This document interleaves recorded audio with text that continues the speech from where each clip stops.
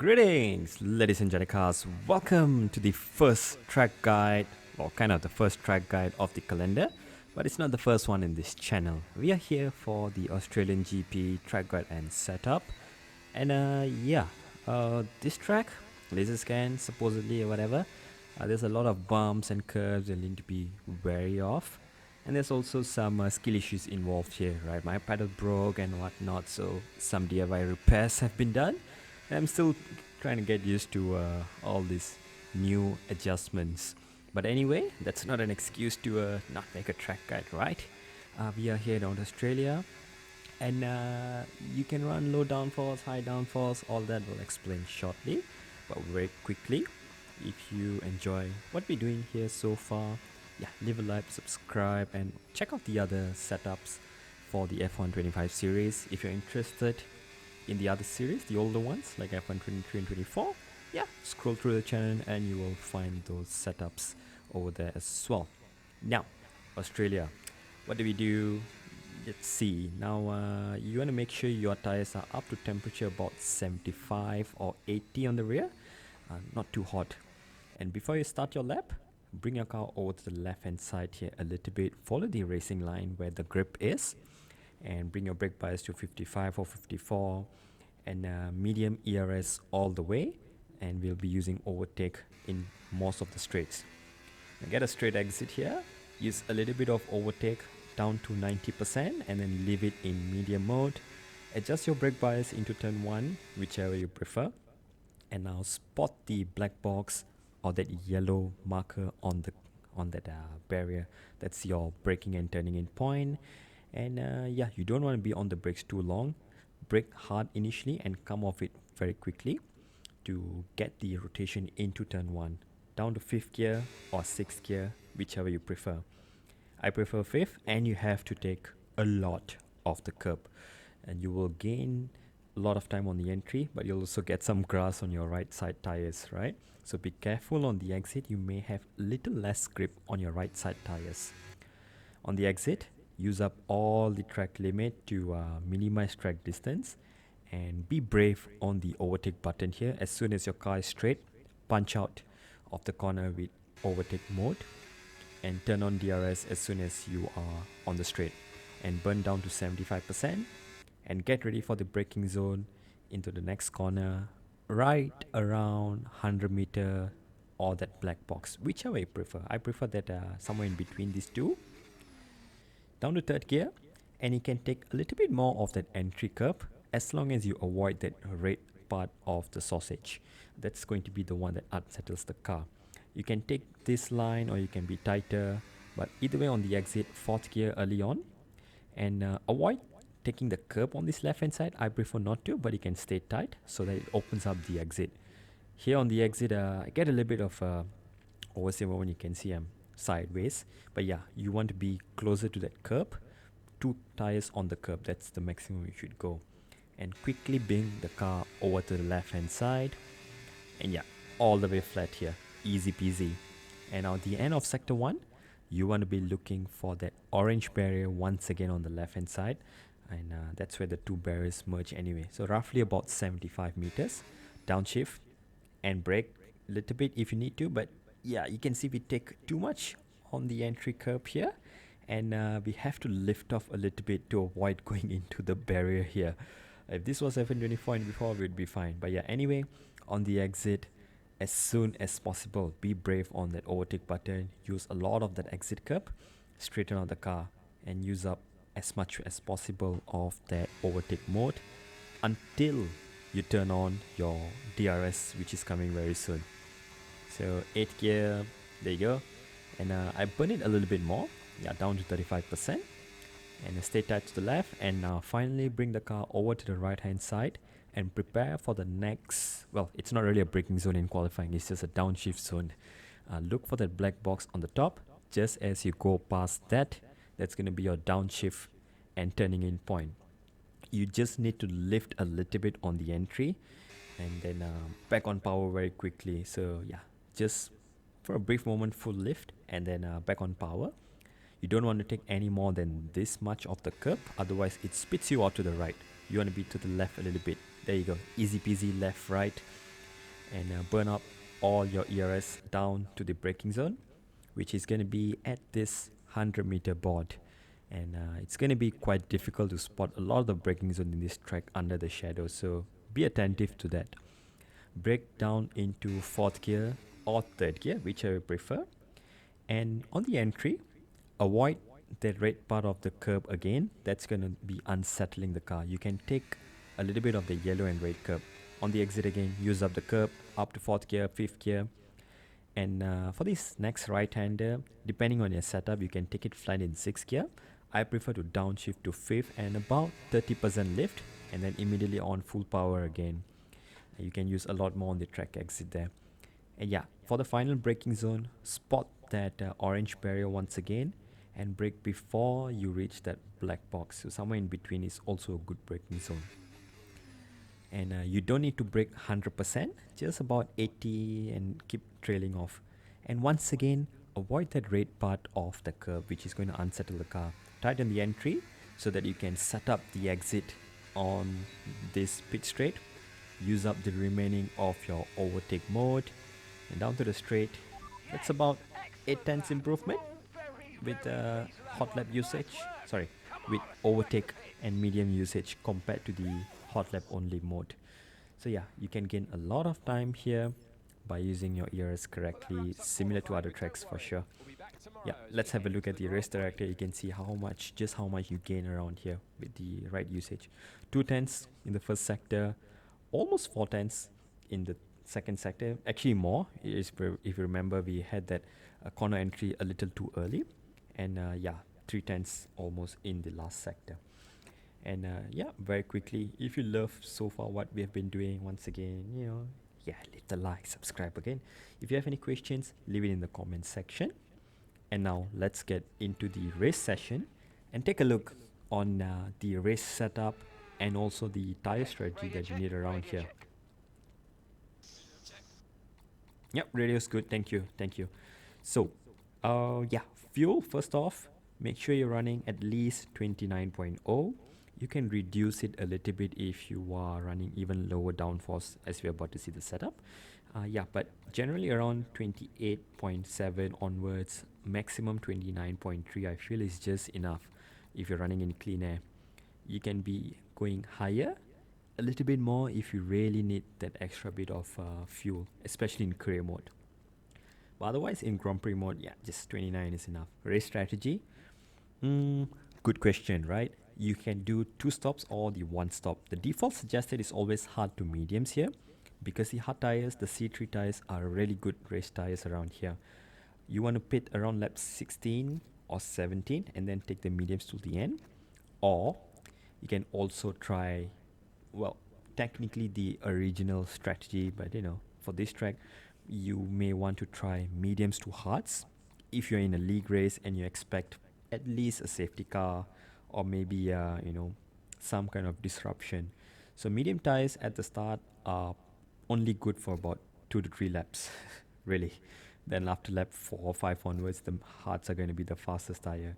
There's not any difference here in overall lap time, but it's just where you qualify and how long you want to go before expecting a safety car. So if you're not expecting a safety car, mediums to hards or hards to mediums, both are okay. If you're expecting a safety car though, definitely start on the mediums and then switch to 2 set of hards here, as you can see, as soon as the safety car comes out, or even a VSC. That way, 2 set of hards are way quicker till the end of the race. And now let's move on to the, well, what we come here for always, right? The setups.